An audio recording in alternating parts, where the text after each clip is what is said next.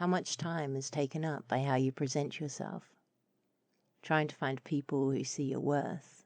Do you feel an outsider in your own circle, disconnected with the world around you? Or have concerns around these issues? If you are wondering what it's all for, if you're putting so much time into your gender identity or the identity of your facade, learn to make friends with yourself first. There's time to think about these things. There's time to grow. There's time to love. I hope this finds you well and you find some use in these words. Kia kaha. Now, some may not like this, but can we get to the point? So many of us feel this way. Thank goddess in my teenage time the options were milder. Depression was on the rise, but only scraping the edges of polite conversation. A footballer on TV, awareness to look out for friends with terminal poetical illusions, gothic tendencies, or eating disorders. To us, the cure was a band, not a sex change clinic. Doctors still stayed with families from childhood through teenage years, and we weren't shuffled about as interchangeable faces or data, as they gave more time to screens than clients, with the patient sat before them. But quaint old New Zealand was catching up with its hero America, and in the early 90s I was recommended a prescription drug, Diane 35, commonly used as a period blocker or birth control, with additionally promoted effects of reducing the soft but dark hair growth on my upper lip. I shouldn't have cared, but I did, because I was a kid and I wanted to fit in. I could have been told that hair colouring, thickening or removal is a billion-dollar industry, which implies all women all around the world have similar issues. I could have figured this out. My teenage mind racing ahead to join dots would have worked out that all cultures, especially those with thick dark hair and lighter skin, have a whole gamut of beauty procedures and have done so for thousands of years. So women grow hair in places not commonly seen or popularly advertised. So what? I mean, perhaps if I'd not fallen in love with the Rocky Horror Show and gone around school singing refrains from Sweet Transvestite, the insecure mean boys in the class wouldn't have muttered, "That explains the moustache then." The gay boys in the class, trying desperately to hide their own burgeoning hormones, wouldn't have made a point of outing me as the only weirdo. Or what was that? Loudly commenting on the "no dogs allowed" sign. That's a ban on her then, to the sound of their own fading laughter, as no one else really gave a toss. Why do these throwaway lines of ignorance affect us so much? Perhaps I could have avoided some of that. Thank goodness, when my kind-hearted mother took me to a specialist, I decided I didn't want to be on any pill at 14. I waited until tertiary, when, as well as spending much of my teenage earnings and time on excruciatingly painful electrolysis, to try it out. A small box, once a month, cute red pills, easily labelled, very grown up. Within a year, I had fallen from a fun, friend-filled life where dressing up and going out, dancing, attending university daily, holding down a creative flat share, paying bills and hitting essay deadlines, to being unable to leave the house. Or when I did, I would catch my reflection in shop windows on the way to class and turn around home to get changed 3 or 4 times a morning. I was arriving at uni and having to check corridors twice to measure if I could pass. The quad pillars were about 2.5 meters apart, but the chemically induced body dysmorphia was so intense by then that I genuinely thought I was too wide to fit between them. I came down with a seasonal flu during first-year exams and remember lying in bed about 5 a.m. one morning, seeing the metal-framed windows fling open onto empty streets below, watching hundreds of assignment papers and cash flying in on the dark air. I was overwhelmed by the rustling and loud wind sounds they made.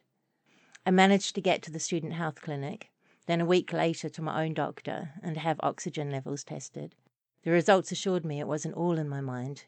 Yet I couldn't place the line crossed between normal perception and how I was feeling or envisioning the world around me, the world that was me. At the end of the year, just before finals, I arrived home and managed to crawl up the stairs. A friend was standing at the top. I thought I couldn't squeeze past them to my room. The tears came and I broke down on the floor.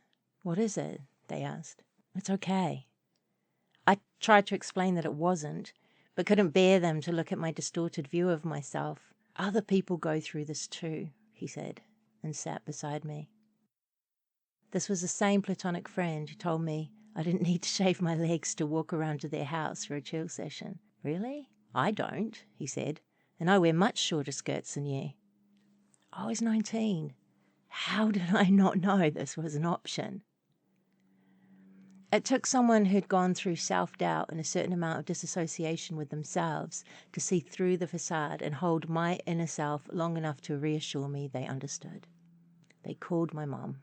She came at once, made me a bed in the spare room where she was living, and let me sleep for 2 days straight. And I was straight off Diane 35. I got it together to sit my last exams and have not felt any attraction to hormone pills to this day. Life moved on, and I swallowed this as my own problem. Don't talk about it, just don't get run down.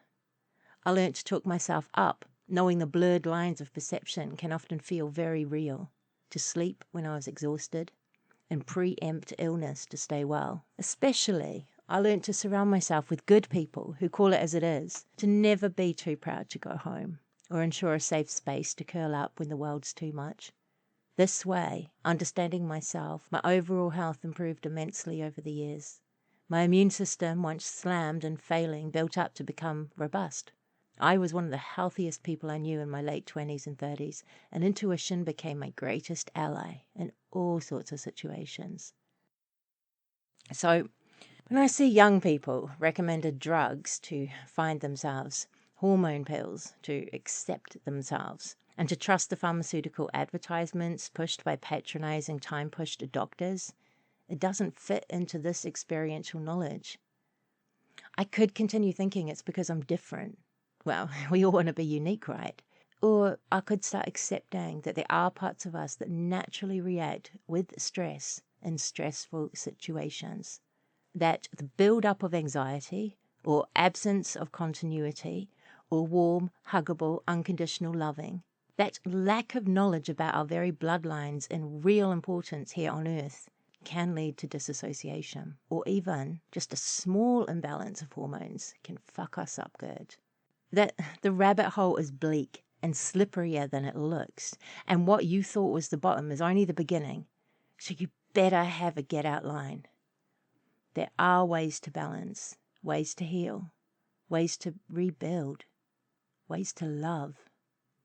We are all unique, but made of the same cellular imprints. Let's learn together to know ourselves and these bodies before trading them in. Because the common misconception in this disposable society is that we are not good enough. We are enough. And playing Barbie with interchangeable parts is not guaranteed to make us fitter, healthier, happier.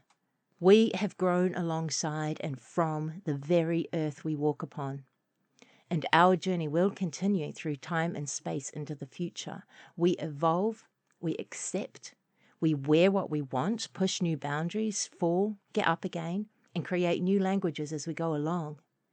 We learn progress and evolution is not the same as dedicating young lives to profit gods, to multi-trillion-dollar corporations whose billion-dollar payouts for corruption, bodily harm, and lack of informed consent lawsuits don't even scrape the edges of their gross annual incomes.